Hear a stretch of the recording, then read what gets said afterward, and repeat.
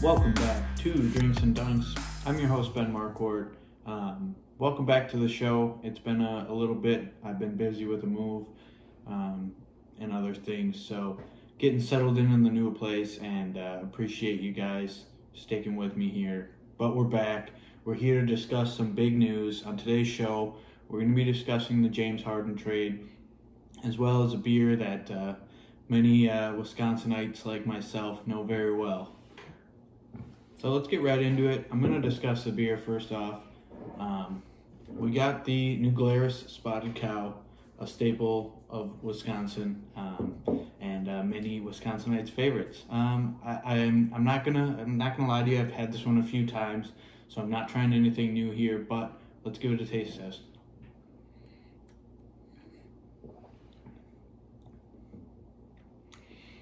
Now, I don't want to send out a riot or get too many Wisconsin fans super mad at me. And don't get me wrong, I love Spotted Cow. It's a really good beer, but I do think it's a tad overrated. Okay, it's not my favorite beer. I don't even know if it's in my top 5. But that being said, it's a really good beer. A beer I drink often. A beer I get at bars, restaurants. I'm gonna get a lot of Spotted Cows. It is very tasty. Sometimes I think it's a little overhyped. And I think that might be because it's only brewed in Wisconsin. It's actually brewed in New Glarus. You can only buy it in Wisconsin, so I think that does add to the mystique around Spotted Cow.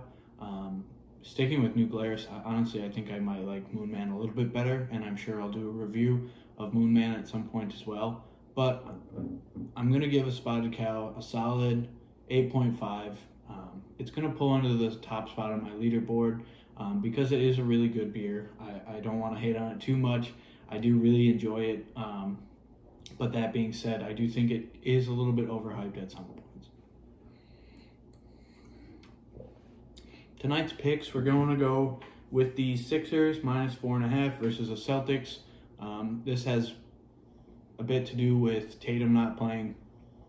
I think both of these teams are kind of in the same category in the East, kind of in that second tier contenders behind the Nets, as we're going to get to, and the Bucks, in my opinion. So those two teams are pretty even. I do think not having Tatum, though, is going to be a huge loss for them. So I got the Sixers -4.5. I think they're going to pull that one out.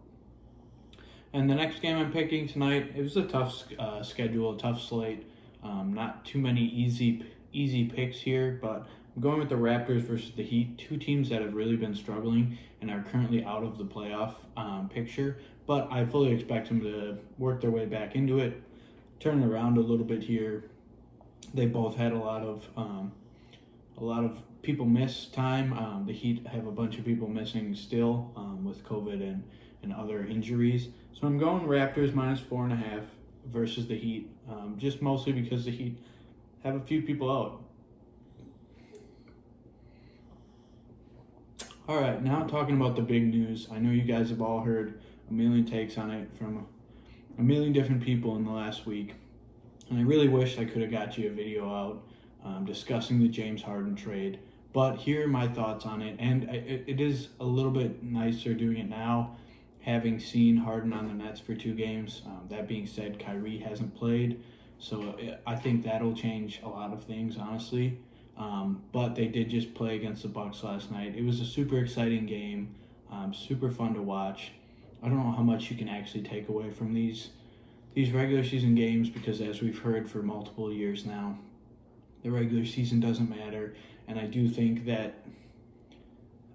some truth to that, but it does kind of stink because there's a long regular season, and when you hear over and over from analysts and players and coaches that the regular season doesn't matter, I don't know exactly what the incentive is for fans, casual fans, to tune in when they're being told over and over that the regular season doesn't matter, but that's a different discussion I'm sure I'll have. Looking at the trade itself, the Nets acquired James Harden. They traded away Jared Allen, Karis LeVert, plus Torian Prince, and Rodney Kurucs. The last two, not too big of deals. The first two, Jared Allen being their best defender and Karis LeVert being their youngest and best young player they have, are a little bit of a big deal. Obviously, Harden's way better, but they did also trade 3 firsts and 4 swaps. So essentially lost control over the next 7 years of drafts, which is kind of a lot considering that their 3 stars are only signed with them for 2 years in the future. So it's a huge gamble. I'm not going to lie to you and say it's not a huge gamble, but it is one that I think they had to do. I think it makes them a lot better. I'm not going to sugarcoat it. They are a very scary team to play. And seeing that with KD and Harden, honestly, just those two last night, I mean, it's going to be really hard to stop. And yeah, as a Bucks fan, it kind of stinks seeing it happen. But I think those two are going to fit together extremely well. Adding Kyrie into the mix, I think, is going to make things a little interesting. And I'm just not sure how it's all going to work out. And I think, the first couple weeks, they're going to look great. They're going to be having fun. They're going to, it's that new coworker, new job experience where you're on your best behavior, you're having fun. But once they go through a little rough patch, if they lose a couple guys to health and safety protocols, a couple people sit out a few games and they start losing, it's going to be really interesting to see how their leadership and how those 3 can handle adversity. And I am extremely interested to see how it fits, because I do think one could argue that Harden, KD, and depth might be a little bit more valuable than having that third guy in Kyrie, just due to their skill sets and their fit. But I mean, this is what they have, and they have 3 enormously good ISO scorers, 3 of the best, probably 5 isolation scorers in the league. And one thing that has been said a lot, honestly, is in the playoffs, you need that isolation scoring. When the paint clogs up and the defense gets better and it's harder to score, you need somebody that can go get you a bucket. And now they have 3 of them, 3 of the best in the league, and that is downright intimidating. And they're going to be a very, very potent team and very fun to watch. In addition to this trade, Oladipo got swapped for Karis LeVert.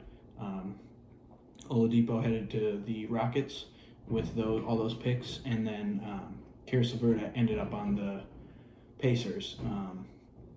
Something came up in LeVert's health screening, I guess you can say, where they did find a mass on him, and we're hoping that that's all good and it's just benign and it's nothing, but that is very scary, and we're hoping for the best for him.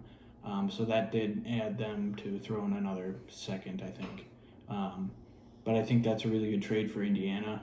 It didn't sound like Oladipo wanted to stick around. I'm not sure what the Rockets are going to do. I think if they did re-sign Oladipo, him, Wall, and Cousins, Christian Wood, I'm not sure if that is good enough to get you out of that 6 to 10 range, so I'm not sure if they'll extend him, but they did get that huge haul of draft picks, and it looked for them to rebuild. And then the Cavs swooped in there, sent out a late first in the Bucks 2022 first, and got themselves Jared Allen, which I think is very interesting, and it'll probably result in Andre Drummond being traded at some point, because Jared Allen is in that logjam of centers that they do have on their team. But just kind of a crazy trade. Overall, I think this makes the Nets a lot better. I think they have a really, really high ceiling, as in best team in the league, could easily win a finals. But I think it makes their floor a lot lower too, because I just think the fit there is just going to be really interesting. Nothing about their personalities, just the offensive fit and the defensive fit, as they don't really have anyone that's a stopper, that's a really good defensive player. KD can be that, but coming off an Achilles, it'll be interesting to see how he really looks on the defensive end, especially in the playoffs. So offensively, they're going to be amazing, great. Interested to see who sacrifices and takes less shots. But on the defensive end, we're really going to need to see KD step up, DeAndre Jordan become the old DeAndre Jordan, Kyrie really lock in, because Kyrie, Joe Harris, and James Harden aren't necessarily the best defenders, and I do think DeAndre Jordan has taken a step back. and with such a shallow bench now, it's just going to be really interesting to see. And that game against the Bucks last night was really fun. I really enjoyed it. You can't really overreact too much to a 2-point loss, especially when the Bucks shot a lot worse than the Nets did. But it was just a really fun game to watch, and I think that might be a Eastern Conference Finals preview. So those are my early 2 cents on the Nets trade. I'm sure we'll talk about them a lot in the future, but just wanted to get a video out to you guys and discuss the trade, make some picks, and drink some good beer. So this is out to all the Wisconsin watchers. Spotted Cow. Hope I didn't hurt anyone's feelings too much, because I know it's a lot of people's favorite beer, and I do really like it. So thanks for watching, guys. Appreciate it. Peace.